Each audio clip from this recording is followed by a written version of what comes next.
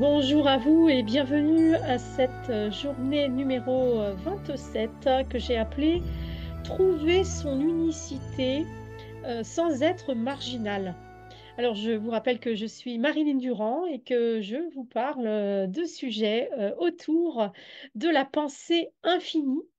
Et donc aujourd'hui le sujet que je me propose de traiter avec vous, c'est l'unicité. Comment être unique tout en étant intégré dans le monde, intégré dans la société, tout en étant en harmonie avec les autres humains. C'est un petit peu un challenge que chaque adolescent, chaque enfant, chaque adolescent déjà commence à expérimenter d'une manière plus ou moins harmonieuse. Et donc, en même temps, on est tous complètement uniques et parfait. Et en même temps, on a envie d'être intégré à des groupes. Quand on est enfant, on a envie d'être intégré avec les autres élèves. Quand on grandit, on a envie d'être intégré sur son lieu de travail, on a envie d'être intégré dans sa famille, etc., etc. Et en même temps, on a envie d'être totalement soi-même. Et en fait, l'être humain est sans arrêt toute sa vie en train de naviguer entre ces deux pôles, être soi-même ou se conformer aux autres, être un créateur, un pionnier, un novateur, ou bien être quelque part un mouton. Hein, on peut le dire comme ça. Beaucoup de gens, malheureusement, choisissent de nier leur être et nier leur personnalité profonde et préfèrent suivre les autres, écouter tout ce que disent les autres, obéir aux autres. Et d'ailleurs, dans cette société, il y a énormément de salariés parce que voilà, c'est comme ça que c'est construit. C'est construit avec le fait que quelques personnes sont des leaders et les autres suivent ces guides, ces leaders pas toujours centrés.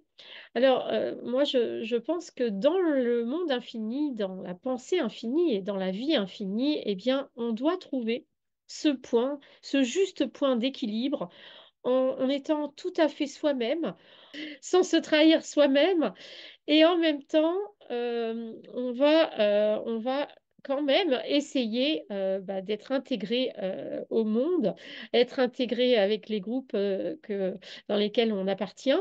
Donc voilà, tout ça, c'est un travail vraiment subtil. Et donc, comment faire? Moi, je pense que la première chose, c'est vraiment d'apprendre à se connaître soi-même pour vraiment suivre son aspiration, suivre ses attirances, suivre les choses qui nous font battre le cœur. Mais en même temps, il faut quand même faire attention aux autres, c'est-à-dire eh bien, les respecter, les considérer, ne pas les juger surtout, ne pas les juger et je pense que si tout le monde arrive à s'accepter lui-même, être lui-même, tout en acceptant les autres tels qu'ils sont, eh bien c'est là que se trouve la clé de l'harmonie de tout ce qui est, l'harmonie entre les êtres humains. C'était également la clé de la paix dans ce monde. Et donc, voilà. Donc moi, ce que je vous propose vraiment, c'est dans tous les cas, toujours suivre votre boussole intérieure et votre boussole, elle vous dit quand même là où vous avez envie d'aller, vers quoi vous êtes attiré, vers quoi votre vie, vous souhaitez qu'elle ressemble. Et en même temps, eh bien, on va communiquer quand même avec les autres. Hein. Il ne faut pas non plus faire se cacher. Par exemple, il y a beaucoup de gens dans la vie éternelle qui n'en parlent pas à leurs proches, c'est-à-dire ils croient à la vie éternelle, ils étudient la vie éternelle, mais ils s'en cachent. Et moi, je pense qu'on ne peut pas. On ne doit pas se cacher de choses si importantes, surtout que tôt ou tard, tout le monde va comprendre que c'est l'avantage vraiment de toutes les âmes que d'avancer vers la vie éternelle. Et même si le chemin, peut-être, il sera long, peut-être il sera court, je ne sais pas. Mais en tout cas, nous devons afficher nos pensées, notre vérité. Voilà, c'est ça. C'est que pour être soi-même, c'est assumer notre vérité et accepter que la vérité des autres soit différente. Et là, tout est dans cette subtilité-là parce que c'est à chaque instant que ça se joue chaque jour, pour que chaque jour soit une réussite, pour que chaque jour soit une joie, pour que chaque jour soit une célébration de la vie, eh bien, il faut à la fois être complètement soi-même et en même temps, eh bien, tenir compte des autres, écouter les autres, laisser les autres exprimer aussi leur vérité et ensuite, eh bien, on échange et c'est ça qui fait l'intérêt de la vie et notamment d'une vie infinie. Vous pensez bien qu'une vie infinie où tout le monde serait d'accord sur la même chose, ça serait juste ennuyeux. Et donc la vie éternelle, c'est une vie où la vérité de chaque âme, la réalisation de chaque être humain sur Terre, dans le monde matériel, c'est aussi exprimer chacun sa vision, sa vérité. Et donc, eh bien, c'est beaucoup de pourparlers, beaucoup de débats, beaucoup de compromis parfois. Mais voilà, c'est des échanges, hein, et j'ai envie de dire, voilà, l'être humain, depuis qu'il existe, il fait des échanges, hein. Ça a commencé avec échanger une peau de bête contre euh, une petite, un petit panier de fruits des bois. Et voilà, donc ça, c'est important de comprendre que on ne peut pas vivre sans ces échanges, alors que ça soit du troc, que ça soit des échanges d'argent, que ça soit des échanges d'amour, des échanges de services. Tout ça, c'est des relations et toutes ces relations, eh bien, nous en avons besoin pour notre bien-être et pour notre épanouissement. Et donc, nous ne devons pas nous couper des autres. Et donc là, c'est là que vraiment, c'est un jeu très subtil pour être en même temps complètement dans l'accomplissement de qui nous sommes, ce qui change en plus au fur et à mesure de la vie, bien sûr, hein. C'est-à-dire que à chaque instant, eh bien, on a des nouvelles idées, on a des nouvelles aspirations, des nouveaux désirs. Et donc, derrière tout ça, il y a les souhaits de notre âme. Et donc, notre âme, elle souhaite cet épanouissement, donc l'épanouissement de nos aspirations personnelles et individuelles, mais également l'épanouissement de nos relations, parce que nous avons envie d'être aimés, nous avons besoin d'être aimés, nous avons besoin d'aimer.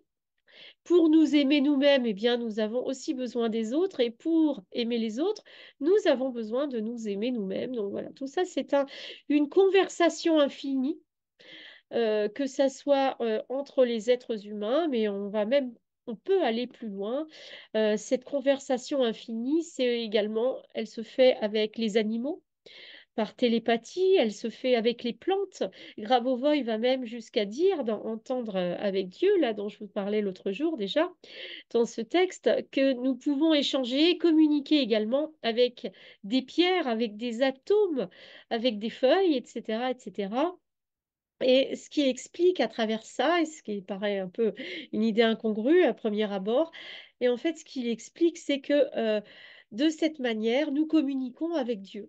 Nous communiquons finalement avec le collectif, avec le monde entier. Et donc, toute, toute rencontre, toute ouverture avec un élément du monde entier, que ce soit un autre être humain, un animal, un végétal, une plante, donc un végétal et plante, je sais, c'est pareil, mais une pierre, voilà ce que je voulais dire, un atome, eh bien, tout ça, c'est une manière de communiquer avec Dieu parce que Dieu est partout, Dieu est en nous, à travers, enfin Dieu est présent dans chaque être humain, Dieu est présent dans tout ce qui est, les animaux, les végétaux, etc. Et donc, cette communication entre notre monde intérieur, notre âme individuelle de qui on est, elle se fait constamment avec le monde extérieur qui est représenté par tous ces éléments que j'ai cités plusieurs fois. Donc, nous devons être sans arrêt dans ce va-et-vient entre qui je suis et mon accès individuel et direct au grand tout et les autres qui nous amènent, eh bien, une vision, une approche du monde différente. Et c'est comme ça qu'on peut vivre infiniment parce que la vie ne s'arrête jamais, parce que pour qu'on puisse connaître tous les éléments, les êtres vivants du monde, même les pierres, etc., eh bien, c'est infini, vous l'imaginez. Voilà. Donc aujourd'hui, mon idée, c'est de vous amener à comprendre que euh, trouver son unicité et respecter les autres êtres, à commencer bien sûr par les autres humains, les écouter, les accueillir, ne pas les juger, mais plutôt les aimer tels qu'ils sont, les accepter, eh bien, ce ne sont pas des choses contradictoires. On peut être complètement dans l'accueil de soi et en même temps dans l'ouverture des autres. Et c'est un travail vraiment qui demande un peu d'entraînement pour que ça soit vraiment équilibré et pacifié. Et c'est surtout avoir guéri beaucoup de choses, c'est-à-dire ne plus avoir besoin de critiquer les autres pour se réconforter soi-même, hein, parce qu'on est beaucoup de personnes souvent à faire ça. On reporte sur les autres le manque d'amour et de respect et de dignité vis-à-vis de soi-même. Et donc, ne plus juger les autres, être complètement à leur service, c'est-à-dire les écouter, les accueillir, les aider quand ils vous le demandent, mais ne pas les aider quand ils préfèrent agir sans votre aide. Voilà, tout ça, eh bien, je respecte l'unicité des autres, la différence entre moi et les autres doivent me respecter. Et voilà, et c'est un monde de paix qui nous attend quand nous serons capables, de plus en plus nombreux, j'espère, d'être complètement nous-mêmes, s'épanouir dans ce monde en mettant notre vérité, en mettant nos actions, parce que qu'est-ce qu'une personnalité? La personnalité, c'est la conséquence de toutes les actions que nous avons posées depuis notre naissance et même peut-être avant.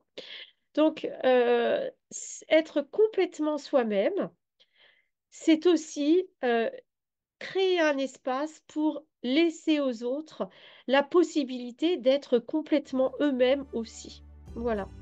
Et donc, Tattva Masi, c'est un mantra en sanskrit qui veut dire je suis les autres et je me vois dans les autres. Je vous laisse avec ce mantra, Tattvamasi, qui signifie je me vois dans les autres. Et je vous souhaite une très belle fin de journée ou début de journée, à quelle heure, selon l'heure à laquelle vous êtes. Et je vous invite vraiment à réfléchir sur ce sujet et à être complètement vous-même. À bientôt!